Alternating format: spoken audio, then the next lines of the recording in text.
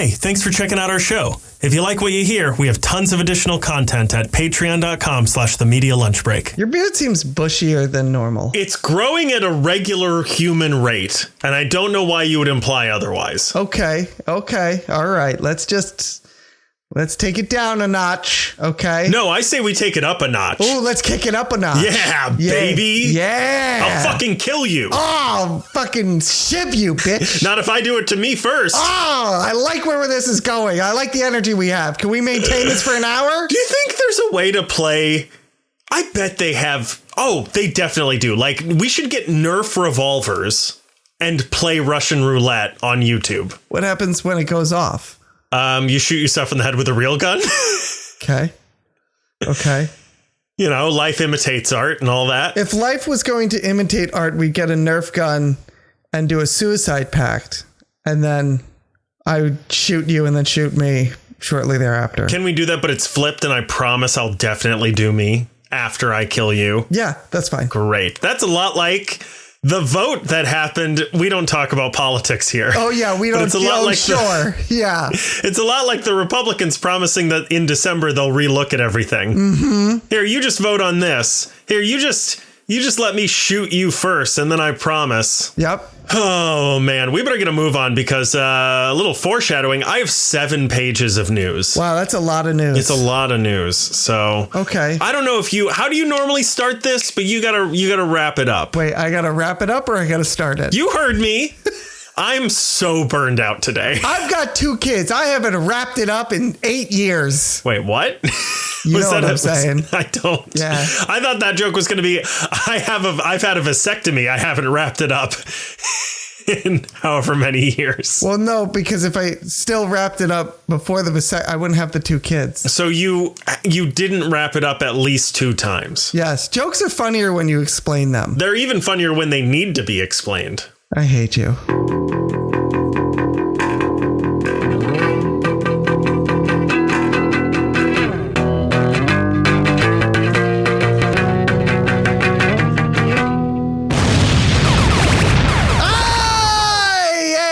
Welcome to the Media Lunch Break, bringing you all of your comic, geek, and movie news all in the time it takes to eat a good sandwich and impregnate a woman.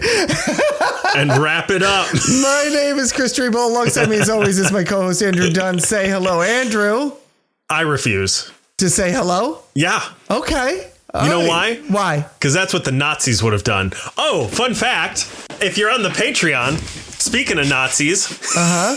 Oh, punch more Nazis. Yeah, I guess it's spoilers. If you were hopefully going to be surprised because you were going to go watch the video, Chris just said it, and I was going to not say it so that people would have to go. But that's okay. Chris said it, and that's what my shirt says. I have to read things out loud, or else my brain doesn't process them. And you heard him read it correctly. It says "wrap it up" to the Nazis. Hey, Nazis. Wrap it up. Wrap it up. We've done this long enough. You've had about 70 years. Wrap it up. Hey, Nazis, we get the idea. Yeah. Okay? It's not that your messaging is too confusing. It's pretty simple. Yeah. We just don't care for it. Yeah, we get it. Move on. Wrap it up. Move on. The Oscar music is playing. It's playing. The orchestra's going, baby. Yeah. Hey, Andrew, guess what today is? I couldn't begin to guess. No? Well, you should begin to guess. I'll wait. Punch More Nazi Day? It is Punch More Nazis Day. Yeah, which is also what we call days ending in Y. But also, it's the Tuesday News Day. Oh, shit, it's the Tuesday News Day. It is the Tuesday News Day. You'd think I knew that since earlier I said I have a lot of news. You would think that, but that's not the case. No. You just wanted to share that you have so much news to share with me. It's a good thing it's the Tuesday News Day. Because otherwise it would have been out of place. What am I going to do with all this news? It would have just been sitting around, taking up space in your house. Waiting until the Tuesday News Day. Waiting until the Tuesday News Day. But you know what? Wait no longer. Because you know what? What? It's the Tuesday News Day. It is the Tuesday News Day, yes. It is, in fact. Yeah.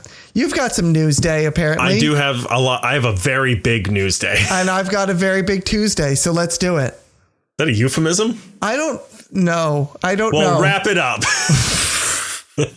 Chris? Yes? This past October was the worst October in film since 1997. And I'm not saying it's because of the movie Anaconda. All I'm saying is Anaconda came out in 1997 and the reboot was announced in 2025. And when I close my eyes, I still see Jon Voight's half-digested body. It seems like the film industry rolled the dice this year by not having any big horror films hit theaters in time for Halloween. They rolled the dice and it came up Snake Eyes or Anaconda Eyes. Oh. This seems like a big deal, right? It feels like it should be a big deal, but is it a big deal to me? No. Yeah. It's not a big deal. I'll just add a couple more notes here as well before we really get into it. The domestic box office brought in just $425 million, which when you word it like that sounds like a lot of money. Yeah, this industry is due for a big change because that's $500 million in 1 month. It is. It really is. But anyway, marking the lowest October haul since 1997, not counting the pandemic. They marketed that it was the lowest October haul. They were like, look how great we were. Thank you for not allowing me to cut that mistake out. You're welcome. This doesn't count the pandemic shutdowns of 2020. Sure. Halloween weekend itself was the weakest of the entire year, pulling in only $49 million. October of 1997 brought in $385 million nearly 30 years ago. Every year between those 2 years, again, other than 2020 because of the pandemic, October has been a very, very big year. And just to give you some more info on this, October of 1997, movies that came out were I Know What You Did Last Summer, The Devil's Advocate, starring Al Pacino and Keanu Reeves, Kiss the Girls, which was the highest grossing movie that month. I've never heard of it. 7 Years in Tibet, Boogie Nights, which somehow made no money in theaters, like 20 million total. It must have been one of those like cult classics that nobody wanted to see in theaters. It was more of like an Oscar Beatty type of. Yeah. It's just so strange how little money it made. Rocket Man, which is it's like that fart comedy with Harlan Williams. Williams? Where he goes to space and he farts in his spacesuit. That's all I remember of that. Sure. Gattaca and something with Richard Gere called Red Corner. So that was October 1997. Probably most people know what came out this past October, but we'll go through a little bit of it anyway. I was going to say, because I sure as shit couldn't tell you. I think you can name a couple flops for sure, but we'll go through it anyway. Okay. One of the two highest grossing films that came out in October, and this will tell you how bad October was, were Black Phone 2 and Chainsaw Man the movie. Yes. It was, Chainsaw Man the movie was one of the highest grossing films last month. It did better than Shelby Oaks and Springsteen Deliver Me From Nowhere. We also obviously had The Smashing Machine, If I Had Legs, I'd Kick You, John Candy, I Like Me, Good Fortune, which is the Keanu Reeves' Maybe an Angel movie. Oh, yeah. That came out? Evidently. Okay. That's what it says here. Frankenstein, which we're talking about next week. And of course, Tron Ares. The biggest flop of the floppiest flop of them all. Which flopped so hard, it actually took money away from other movies. That's right. Yeah. And purchased used condoms and mailed them to all of its cast members. We're never going to let him live that down. Wrap it up. Wrap it up. Hey, Jared Leto, wrap it up. It sounds like he did. And then he unwrapped it. And then he gave it to somebody. That's true. So, yeah, this was... I think this is probably because there was no real big Halloween movie. Yeah, I could see that. Yeah, you're right. Like they announced a new Scream movie, like a new Scream movie trailer came out a couple of weeks ago, maybe a week ago or something like that. And I do remember thinking, the time for this. Yeah. Has already passed. Like the perfect timing for even the perfect timing for the trailer. Yeah. Has passed. Yes. Yeah. They released Frankenstein, but again, this was a movie, and I think we talked about this before, but I'm like, why is this getting such a small release? Like this would have been huge. Yeah. You bring this out the first week of October leading up into Halloween. Right. A Guillermo del Toro Frankenstein movie. It's big. Mwah! Yeah. I mean, chef's kiss, just all the ingredients right there for a perfect recipe. No, that's not what Netflix does. Yeah, very strange choices. Yeah, Tron Ares, I mean, they thought that was going to go, Black Phone 2, that's the only, I mean, that's a big one. That did really, really well. And that's the horror movie for the month. Yeah, well, and come to think of it, the only two movies, well, other than Tron, I was going to say the only two movies that had previously established like franchises were Black Phone 2 and Chainsaw Man. They already existed. They already have fans. And those are the two that did the best. Again, other than Tron Legacy. Tron Ares. Or Tron Ares. Tron Legacy did better than Tron Ares in the month of October in 2025. More people like rented or purchased Tron Legacy than went to see Ares. Went to go see Tron Ares. Yeah. So that's, God, that sucks. It does. We're having a rough year of movies. I mean, I think it's because there's so many biopics. I just have stopped caring. Yeah, there's a lot of biopics. There's more biopics coming out. I know there are. I'm getting to it. But what do you have? Well, speaking of the past and things that were big in, well, not the 90s, but the early 2000s. Let's go back to that. It was announced that Brendan Fraser and Rachel Weisz are coming back for a brand new Mummy movie, a sequel to the original trilogy. From, let's see. Oh, no, I was wrong. 1999. So it is in the 90s. Boom. Hell yeah. Right there. Yeah, it's weird. I thought they already made a Mummy 4 and they called it The Whale. Was that incorrect? Wow. And no, not incorrect. Okay, great. I figured he just the guy was so successful from Robin Tombs. He just, let himself go. Yep, he did. It was really sad. Yeah. How's this going to work? All right. So Brendan Fraser is back. Rachel Weisz is back. It's going to be directed by Radio Silence, which is a filmmaking team of Matt Bettinelli, Olsen, and Tyler Gillette. I'm just trying to see what else have they done. Ready or Not. Ready or Not. That's the big one. Yeah. Yes. They've done a couple other small things, but they're lesser distributed films for the most part. And they helped out with the Scream franchise. I don't know if that's on the new one or just the last two. But anyway, they're going to be directing.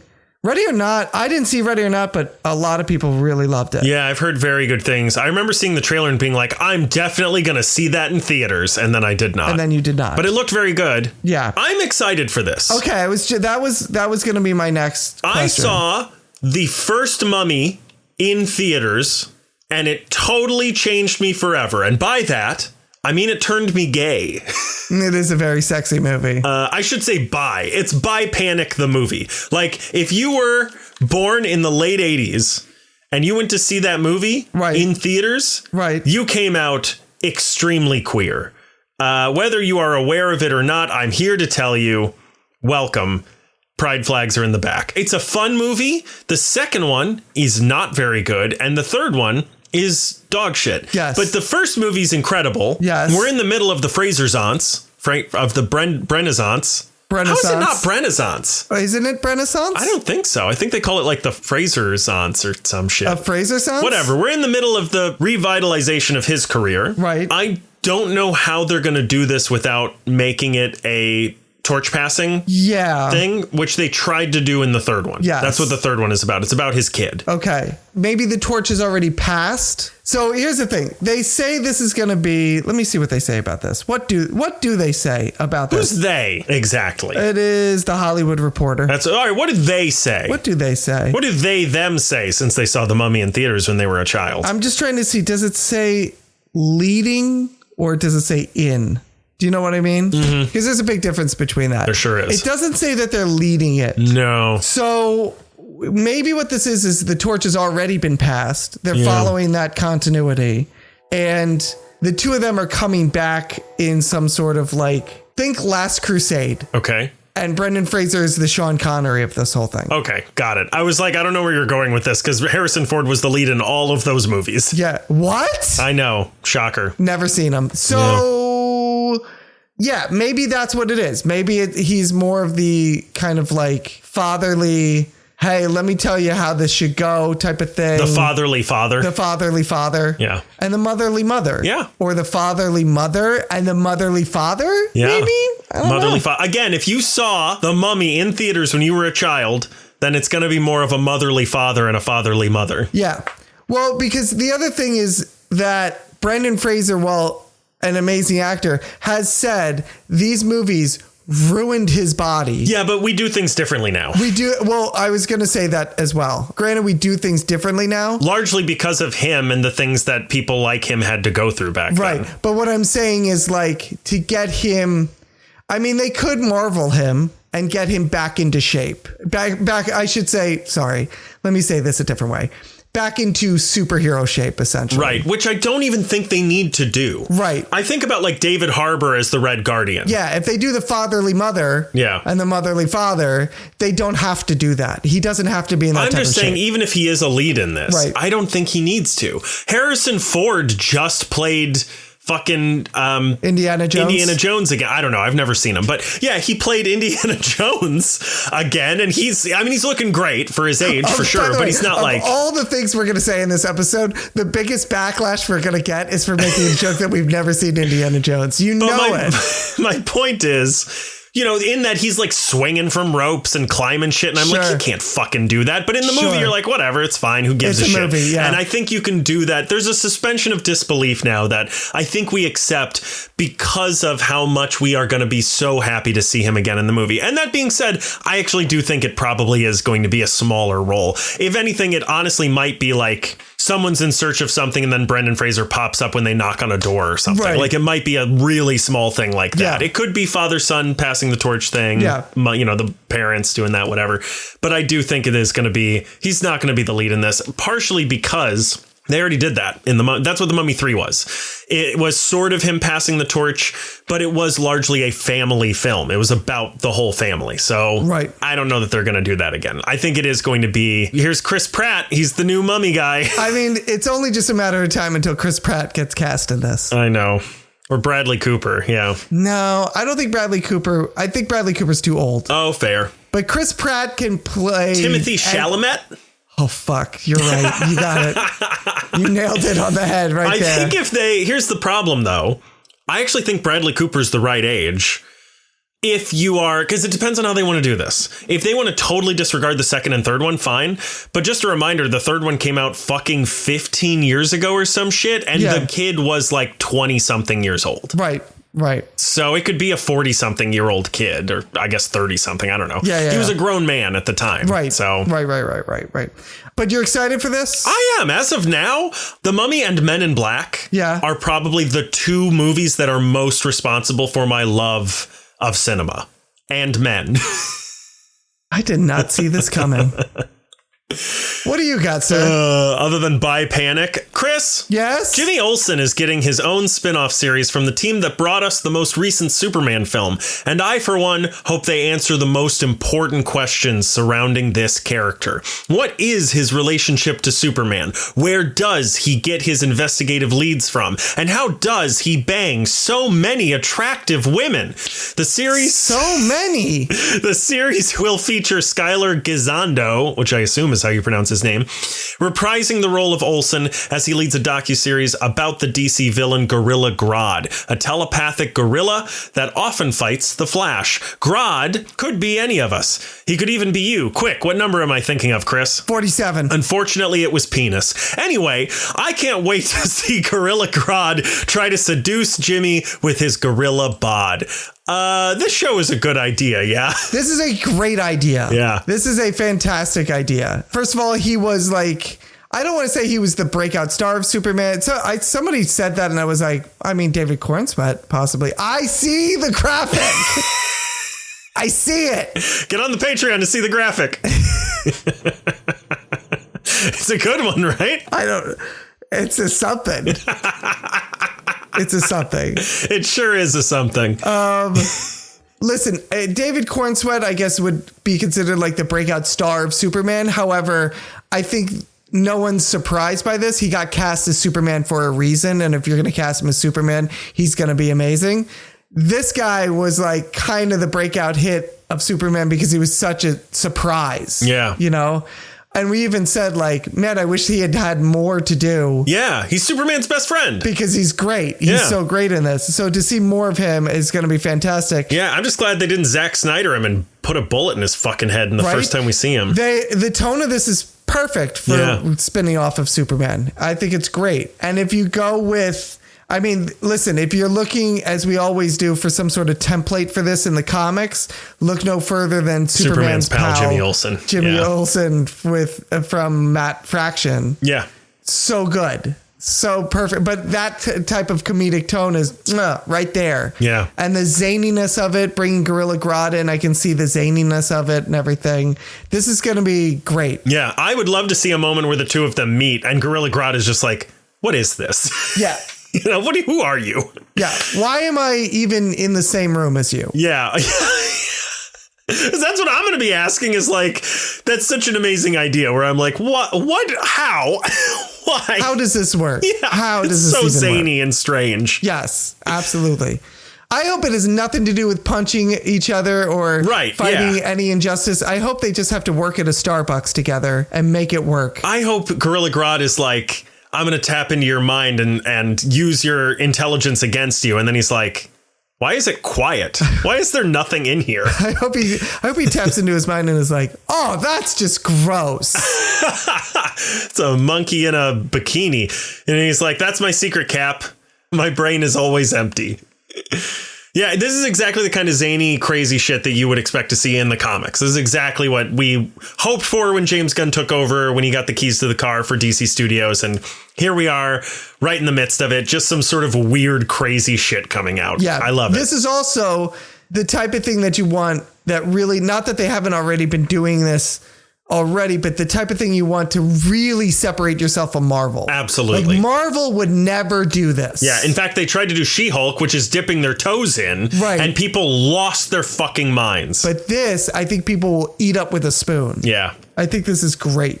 Oh, you know what? Let me talk about this. Hey, listen, Andrew, after Stranger Things ends this year, would you like more Stranger Things? I think so. Interesting. How about an animated Stranger Things? Okay, yeah. How about an animated Stranger Things where none of the characters are voiced by the actual cast? Only if they can all be Blade and voiced by Mahershala Ali. Okay, cool. We got an announcement trailer for Stranger Things Tales from 85, which is a new animated series set to debut on Netflix in 2026. And all of the actors are coming back. None of the actors are coming back. Is D. Bradley Baker going to be all of them? Yes. Okay, great. It's going to be, yeah. Do we know any of the voice actors? Are they people that we are familiar with? No. Great. Wait. No. Well, that's so exciting. Yeah. Not a single one is back? Not a single one is back. From the show? Not even David Harbour or Winona Ryder as the adults. Right. Yeah. I was thinking you get one, Nope. You know? Nope. This is an animated series that takes place between seasons 2 and 3. And the Duffer Brothers has said that the inspiration for this is like the old Saturday morning cartoons that they used to grow up with. Okay. So something like that. This is so strange. Is this like for kids? I mean, in the same way that tricks are for kids, you know? And by that, I mean, they really shouldn't have them and it's bad for you. And in the way that if you try to watch it as an adult, they will put a bullet in your head. Yeah. They'll Jimmy Olsen you. I mean, I don't know. I'm not sure.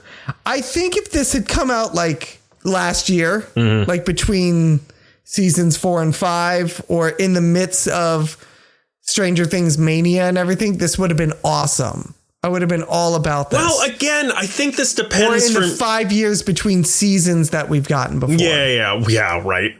Yeah. But also, I think it depends on who the target demographic is for this. Because, again, if it is a show for kids, like a Saturday morning cartoon, and it's really more for like, you know, you like Stranger Things and you want to put something on for your kid, but you can't put Stranger Things on because it's scary. Here's a cartoon that you can both watch together. You know, your kid was like, I want to watch the shows that you watch. Well, now you can watch them together. You know, something like that. Right. I could see that being a thing. But if it's, you know, an animated series a la the Scott Pilgrim show or whatever, that's really aimed towards older audiences. Here's what the animation kind of looks like right there. That looks so strange. Yeah. It looks like AI. Maybe it is. Maybe it is. Wrap it up. Wrap it up. I don't have anything else to say about that. Okay, cool. Cool. I mean, listen, I'm hesitantly optimistic about this only because I do love Stranger Things and I'm sad that it's ending. That being said, like I said the word said a lot. Yeah, you said a lot. I did say a lot of said. It threw me off. I'm not gonna lie. Yeah, you're really I almost said hopelessly optimistic. Yes, I'm hopelessly optimistic. I'm cautiously optimistic about this. Yeah. I think it'll be good. I just think the timing for this is way off. It's a little strange, yeah. And I think once Stranger Things ends, I kind of want it to be done. Yeah. Like this beautiful arcing piece. They're kind of marketing this last season as like, this is the end of this beautiful opus that we've been playing for you for 5 seasons now. Yeah. And then it's going to be done. And then we're all going to move on to other things. And I'm like, yeah, let it just end. Yeah, I agree with you. I think either COVID or between COVID and now with Stranger Things season 5 coming out was the perfect time to do that. And you missed it. Yeah. So just let it go. Let it go. It's just going to be done. Yeah. I'm wondering what the sentiment for this when it comes out is going to be after, since Stranger Things is going to be over. Yeah. If people are going to be like, I don't need to revisit this at all. Yeah, well, it's a little bit like the Russos bringing back Robert Downey Jr., right? Where people were like, we just said goodbye. Yeah. What are you doing? Yeah. Like, I grieved. Yeah. Because it sounds like season 5 of Stranger Things is going to be very intense. That's what it seems like to me as well. Yeah. And then they're going to be like, JK, they're back. I mean, we know that it's between previous seasons, but it's like, hey, remember all those kids you saw die? Right. Just kidding. Here they are. Right. What else do you have, sir? Chris? Yes. Blue balls. Okay. Well, I've got because some too. Star Trek 4 is officially canceled. Okay. Here's a recent series of events thus far. In March of last year, they hired Steve Yockey to work on the script.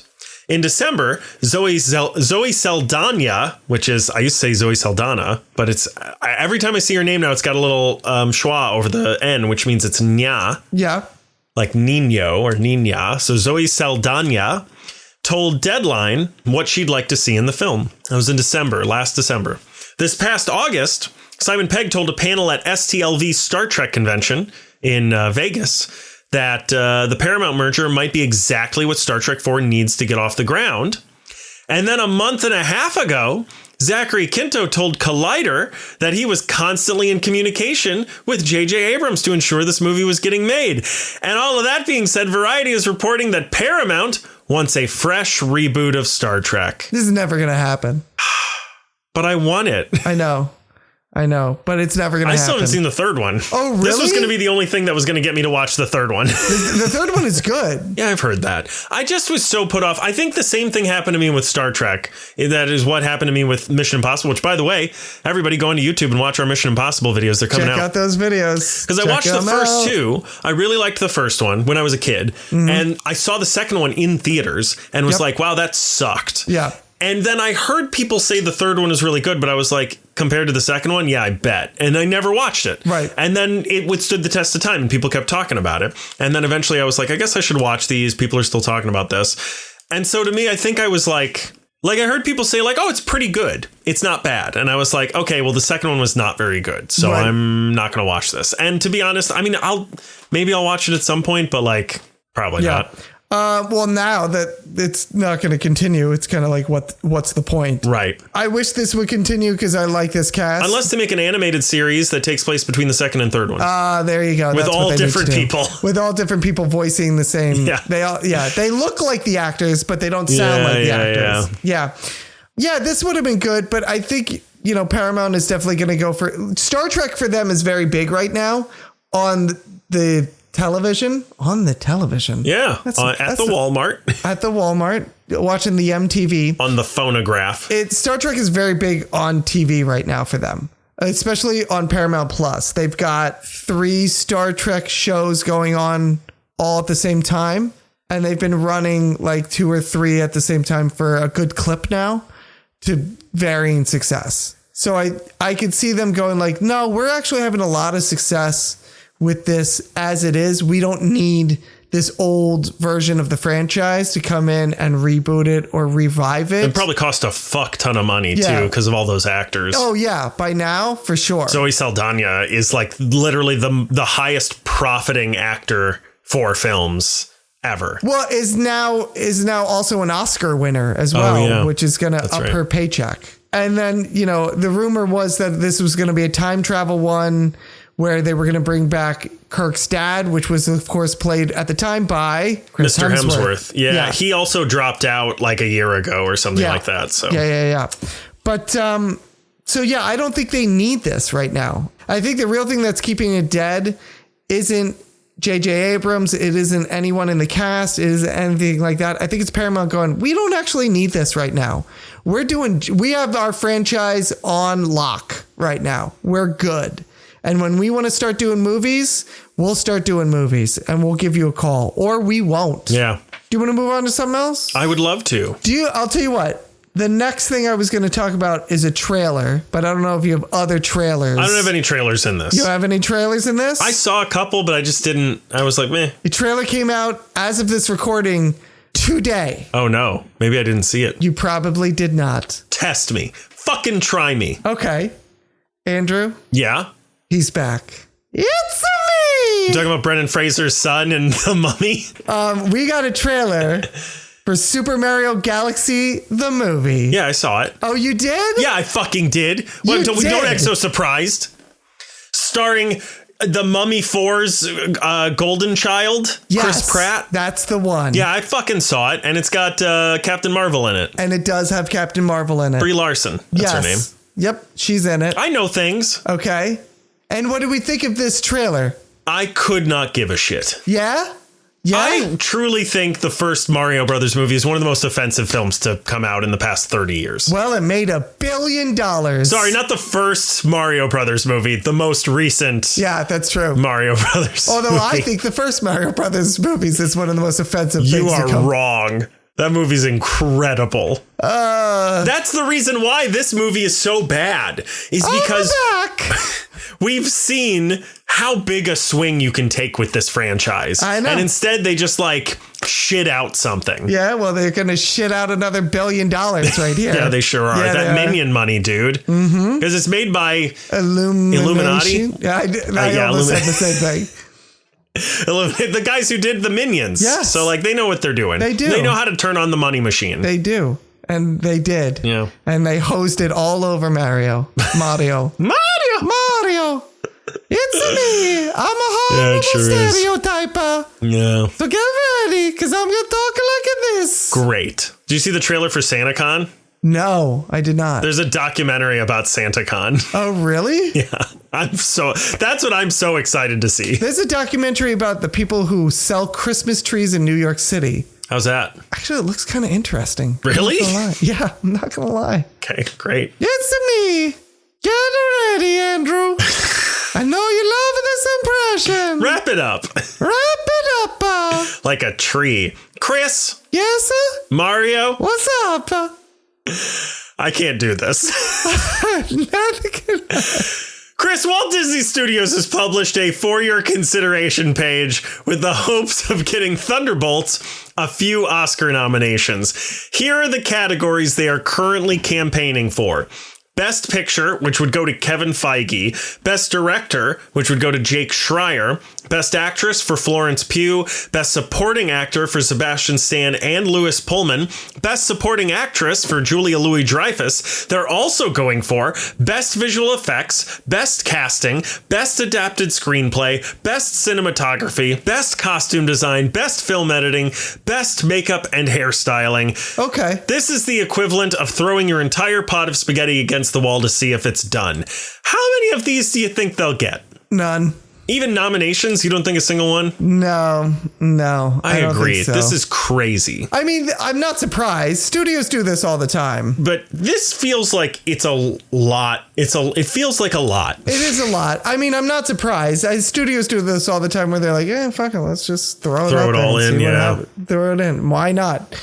Because on the off chance that they get nominated for something, then, so I'm not surprised that they're trying. Can I ask you another opinion on something in this? Yes. Is it weird that Kevin Feige would get the Oscar for Best Picture and not the director? No, the Best Picture Oscar always goes to the producers. Really? Yes, it always goes to the producers because it's technically their product. It's their movie. They own the movie. And therefore, they are the ones who get the Oscars for that. It's just fascinating to me because it goes to the people who maybe had something to do with making it. But yeah, there's rules on how many people can be listed on the Best Picture Oscar. I don't know what they are, but there's rules on like who's allowed to be, because there's so many producers on a movie. Yeah, it's just so strange to me that it's like, this movie is really good. It's so good that we acknowledge that this is the best movie that was made this year. Yeah. Cool. Does it go to the director, who's the person who's most responsible for shaping the movie into what it became? Fuck no. No. It goes to the one with the money, baby. Yeah, it goes to the one with the money. Yeah. It sure does. Yeah. All right. But it always goes to the producer. Well, I think that's dumb. Well, that's too damn bad. And you're dumb for knowing it. Okay. You know what? I'm not even disputing that. Great. Good. Wonderful. And also, when I watched Thunderbolts in theaters, it turned me gay. Again? Yes. It was a double negative. Okay. Not that it's negative to be gay, everybody. Wow. You heard it here first, everyone. Cancel Andrew Dunn. Oh, no. Again. No, you can't, because I'm double gay. That makes you cancelable. Oh, no. Now I'm canceled. And gay, I think. Oh, man. Oh, I don't want to be one of those things. Wow. But I didn't say which. I only have quick hits after this. Give me some quick hits. I have a lot. Okay, do it. You want to blow through these? Let's blow through these. Yeah, I bet you do. Viewership of the 4th season of The Witcher. All right, we're doing this. Wrap it up. Viewership of the 4th season of The Witcher takes a steep drop compared to the previous seasons after Henry Cavill was replaced by Liam Hemsworth, which makes sense because now people aren't wondering if he'll snap Zod's neck at the end. The Witcher Season 2 brought in 18, almost 19 million views. The Witcher Season 3 brought in almost 16 million views, and this past one brought in about 7, which is about half, less than half. 7 million, not 7 views. Yeah. It's just your one weird neighbor watched it 7 times. Yeah. Yeah, that sucks. Shaun of the Dead director Edgar Wright says he was working on Ant-Man before even Iron Man came out. He presumably backed out because he realized Iron Man wasn't a man made of iron, so he had to shelf his concept of a man made of ants. In an interview with The Playlist, Wright said, quote, "I had started working on that film long before even Iron Man came out." The whole point of this article that I read was about that Edgar Wright is still not planning on doing any superhero films. Right. He's taking a, quote, cape break. But the most interesting part of it I found was that he said he was working on Ant-Man before Iron Man came out. It's wild to me. That is really wild. Fans want Wicked star Jonathan Bailey to be Batman in The Brave and the Bold, which makes sense because we just saw him have incredible sexual tension with a green-faced villain, so you know he'll be good with the Joker. Bailey told The Tonight Show, quote, "Would I do Batman? I grew up with Val Kilmer, George Clooney, obviously Christian Bale and Robert Pattinson. It's a legacy. I think James Gunn is amazing. Who knows?" So, yeah, I don't know. Also, if anything's going to turn me gay, Jonathan Bailey. Yeah, and he's a very handsome... He is literally the sexiest man alive. Oh, yeah, that's true. Yeah, he could be Batman. I don't give a shit. Yeah, he'd be great. A Miss Piggy movie is in the works. No, not the Donald Trump biopic, an actual Miss Piggy movie. Jennifer Lawrence told the Las Culturistas podcast that she and Emma Stone are producing the movie with Oh Mary creator Cole Escola writing the script. So I thought that was a joke. Nope, it's really not. Know. They're out there on the podcast. I think someone like mentions Miss Piggy and she's like, yeah, funny Miss Piggy. I'm writing a movie about that. And everyone's like, really? And she's like, yeah, it's me and Emma Stone and Cole Escola's writing the script. And I was like, this feels like a joke. And then she went on The Tonight Show and talked about it some more. And I was like, oh shit. Okay. It's 100% real and I'm here for it. Yeah, I'm excited for it. Disney wants to make a live action Sleeping Beauty movie set in Mexico. That sounds like the joke, but it isn't. And I, for one, can't wait to see Pedro Pascal as Sleeping Beauty. That's the joke. There it is. There's the joke. Yeah, they want to make a live-action Sleeping Beauty set in Mexico instead of 14th century England or wherever that fucking takes place. Sure. So that's... You know what? Go for it. Why not? Fuck it. Do it live. The Kang Dynasty co-writer Michael Waldron said in a Reddit Q&A that the original plan for Kang was originally that he would have been finally defeated by the Young Avengers, only for them to find a note on his body asking that people be patient with him as it was only his first day as a Kang. And I'm pretty sure that was the plot of Dennis the Menace. What else we got here? The most recent biopic to hit theaters is tanking. No, not A Complete Unknown. No, not The Smashing Machine. No, not Springsteen, Deliver Me From Nowhere. Christie, starring Sydney Sweeney. Yeah. But enough about that. The Michael Jackson biopic and the Beatles biopics are coming out soon. And in the same month, I can't wait to find out who Billie Jean's lover was and what it was like for Paul McCartney to jerk off next to John Lennon. YouTube, do not demonetize us. That is a real thing that happened. Look it up. Wrap it up. Look it up. Wrap it up. Did you see the trailer for the Michael Jackson movie? No. All right. No, I don't give a shit about that. And that's not what this is about. Okay, what is this about? We're talking about Christie tanking. I didn't even know this movie came out. Do you know how much money it's made? I think it had to give back $20. It's been out for a week. Okay. Guess how much money it's brought in? $4 million. It's a good guess. Final guess? Final guess. $1 million. Really? Yeah. Wow. Movies that are failures make like $20 million. Yes. This made 1.3. Wow. I didn't know this came out. Like I said, I saw a trailer for it and I was like, oh, I'll be interested when that comes out, not knowing that it's out already. Well, you can go save it right now because one ticket from you is going to bump it up a big amount. Holy cow. I know. I saw the trailer and I was like, I just could not give a shit about this. I have not seen Sydney Sweeney in anything that I've given a shit about, which, as we've pointed out, I haven't seen her in much. But I also I was just talking about this with somebody too, that she has successfully commoditized, Monetized? I guess. Not really monetized. She has turned her body into a thing of value. She's commoditized her body. And what I mean by that is she's doing these Levi's commercials where she's like, oh, it's my jeans that everybody loves. Get it? American Eagle. I don't give a shit. Get with it's pop not culture. Important. And then she goes on. Well, before that, she went on Saturday Night Live and made jokes about everybody just loves my assets. She's clearly leaning into this joke in quotes. The reason to come see me in a movie is because of the way I look. And then she does Madam Web, where she's we talked about this. If you're casting Sydney Sweeney in a movie, what are you doing bundling her up and making her look like a nerd? Cast somebody else. You're not. Right. I mean, you're not. I hate to say this about her, but you're not using her to her strengths, which is, even if she has this incredibly dynamic emotional depth under her, she still works best, I would assume, as a person who, in the universe of whatever film or show you're making, is sexualized and objectified.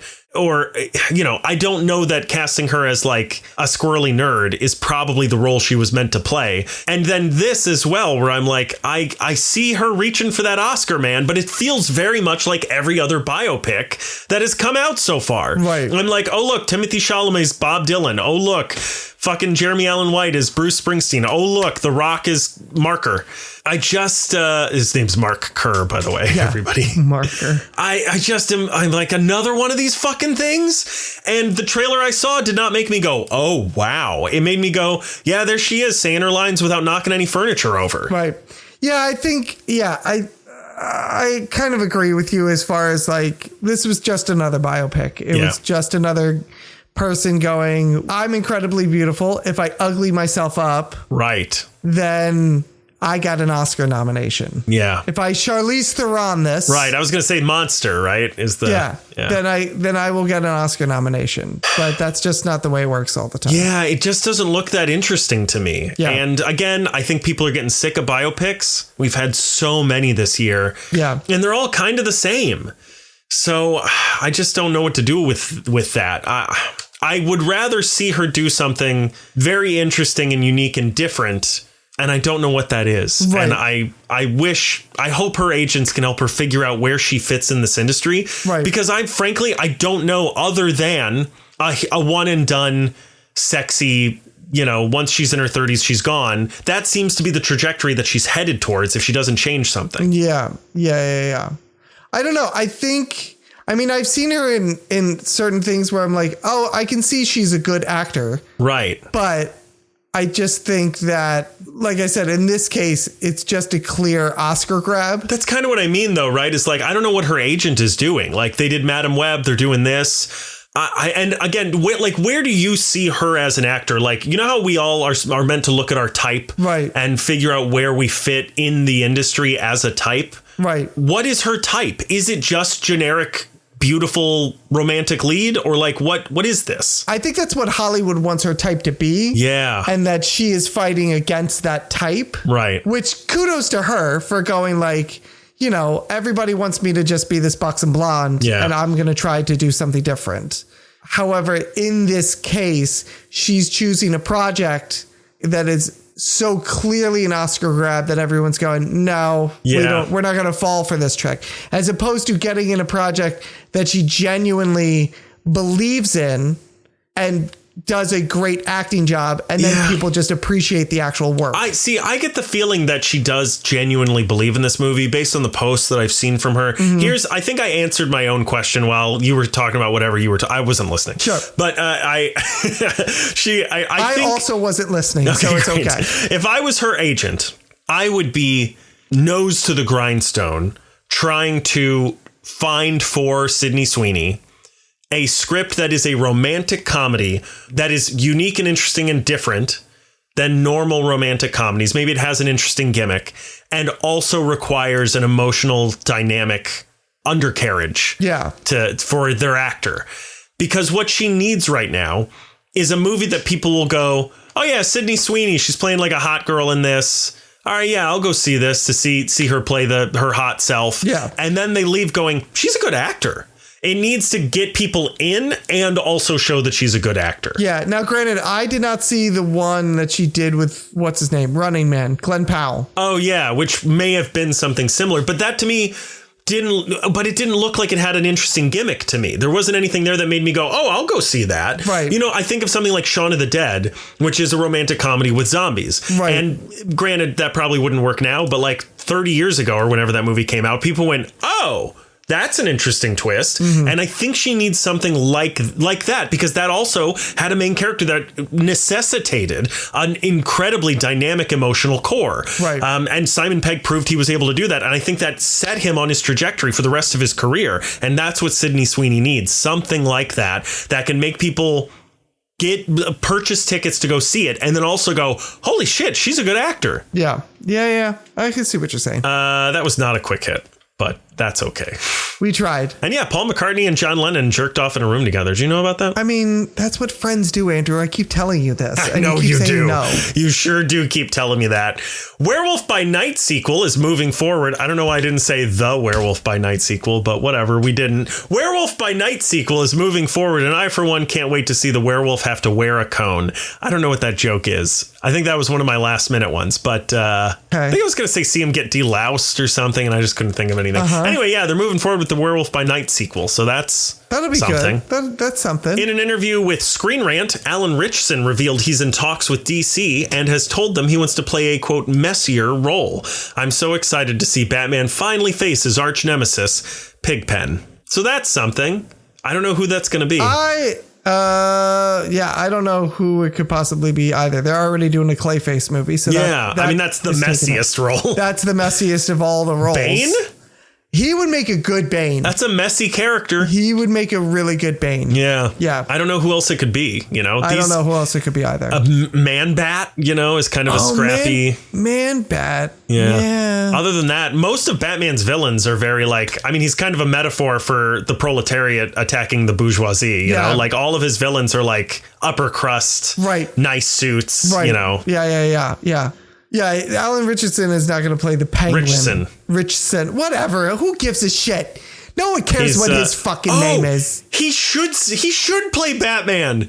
His name is Rich Son. It is? That's what it is? It's Alan Rich Son. I don't care what his name is anymore. Great. Predator Badlands is having a great opening, which is weird because we just talked about how biopics aren't doing well, but here's an Elon Musk biopic that's doing great. Oh, look what you did. Saved that one for the end. Anyway, that brought in 40 million opening weekend. It's doing gangbusters. Doing really, really good. Really, really good. Yeah. I'm happy that that's doing well. That's a movie I wanted to do well. Yeah, the Barbenheimer that they did with Christie is not working out for Christie. Not working out at all.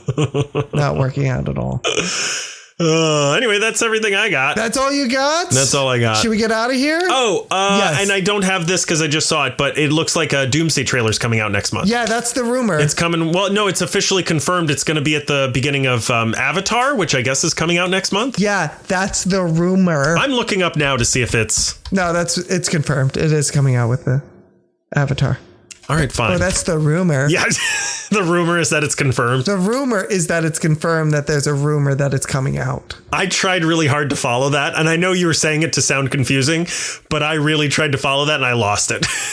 Good. I'm glad. Hey, Andrew. What? Hey, Andrew. What? Hey, Andrew. What? Where can they find us? Oh, they can find us on Apple Podcasts, Spotify, YouTube Music, iHeartRadio, Pandora, SoundCloud.com/The Media Lunch Break. If you want to check out our episodes as soon as they go live, 8 in the morning, EST. Every single Tuesday morning. You can also find us at The Media Lunch Break on Blue Sky, Instagram, and TikTok. I've been tweeting, posting on Blue Sky. I've been taking some news stuff and making some jokey jokes. So make sure you head over there and follow us on Blue Sky. But also Instagram, TikTok. We've been posting some videos about some stuff every now and then. Head over to our YouTube. It's youtube.com/The Media Lunch Break. As I mentioned earlier, we have videos coming out every single week about the Mission Impossible movies. Can't believe I finally got that shit done. I'm last so proud one, of you. Thank you. The last one that came out, the first one actually got a decent amount of views and some comments. The last one that just came out got 6 views. So I'm begging, and the first video also got us like 10 subscribers or something. All So I'm right. just begging all of you, please head over there and watch the videos. I put a lot of work into them. So please, I'm begging you. You can also find us on Spring, where we have merch. To find that, head over to our Blue Sky. Look at the top pinned post.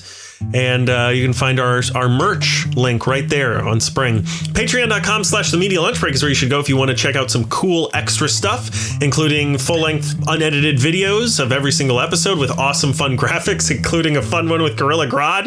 And you can see my awesome Nazi punching shirt, one of my Nazi punching shirts. Just one. I do have more than one. Of course you would. So yeah, head over there, check that out. Lots of great stuff on there. You can also send us an email at themedialunchbreak@gmail.com or visit our website, which is www.themedialunchbreak.com. Give us a rating and reviewing on iTunes, SoundCloud, or YouTube. And last but not least, special thank you to Julie. Thanks, Julie. Chris, what are you doing tomorrow at 9 p.m.? Is that when you're going to see Julie? Yeah. You got to give me more prep than that, man. I'm sorry. We were trying to figure it out just a couple days ago because I know she said she was going to be here Monday to Saturday or Wednesday to Saturday. And I was like, well, and she was like, hey, how about Wednesday night? And I was like, that's the one night I can't do it. And she was like, oh man, I'm seeing a show on Thursday. And then they moved my flight from Saturday to Friday. So like now I can't hang. The only time I can hang out is Wednesday. And I was like, well, what about after your show on Thursday? Wow. And so that's what we're doing now. She's avoiding me is what's going on. I'm avoiding you. I told her to see the show. Oh, okay. I'm avoiding me too. Wrap it up. You can leave a rating and a review, and you can leave it right in an app. It really does help people find the podcast if you leave a 5-star rating, so be sure to do that in your app of choice. And as always, if you leave a 5-star rating, you can leave whatever type of review you want in that review box. You can just rip us a new one if you want to. Oh, rip it. Yeah. Rip it up. This week, if you leave a 5-star rating, just tell us to wrap it up. Or rip it up. This has been the best damn day of the week, the Tuesday News Day. Oh, the Tuesday News Day, yeah. Next week. Oh, so I know we said we were going to do Frankenstein, but this, as of this recording, this Friday, Running Man comes out. Let's play it by ear. Okay. Let me see if I can get, because that's one I want to see in theaters. Okay. Frankenstein. Okay. I just found out, I thought I canceled Netflix in April when I lost my job. Turns out I didn't. Oh, so you've had it this whole I've been paying time. this whole time. Yeah, great. So, but good news is I can watch Frankenstein for free, sort of. Whenever. Yeah. But if I can do Running Man, let me see what I can do. It's either going to be Frankenstein or Running Man next week. Yeah. And Witch Hazel is the reading assignment you sent me. Yes, I sure did. So be sure to check that out. I don't know anything about it. So Witch Hazel by Colton Fox. Okay. If you're listening to this and you're like, guys, I will tell you which one of those two you should be going to see. If you have an opinion, send it over to us. If you have a reading assignment for us and you're like, listen, this is what you guys should be reading, it's amazing, send it over to us. Hell yeah. If you're a creator, you wrote a comic, you made a pilot, you shot a film, anything like that, you want us to put eyes on it, ears on it, you want us to point people towards it, send it over to us. We'll do an episode on it. How we'll bring you on, we'll put you on the mic, you can talk about it your own damn self. Send it over over to us or I'll fucking kill you. Yeah. Other than that. That's it, yeah. That's it. So there it is. Look at that. Yeah. There wasn't a thing. Wasn't a and thing. Now, boom, there's a thing. Now there's a thing. So if you listen to this, go out and make a thing. Go make a thing. Everybody. That's how easy it is. That's how easy it is. All right? Oh, we flipped. We did flip. We did. Now you're in the lead. Now I'm triple gay. Oh, no. Oh. And uncanceled now. Once you go triple gay, you're uncancelable. Did you know that? Yeah, it can't be canceled if you're triple J. Triple gay? Wow. This is just falling apart for you. Let me die. Put me out of my misery for the love of Christ. All right, that's it. I'm done. I'm out of here. I got nothing else left.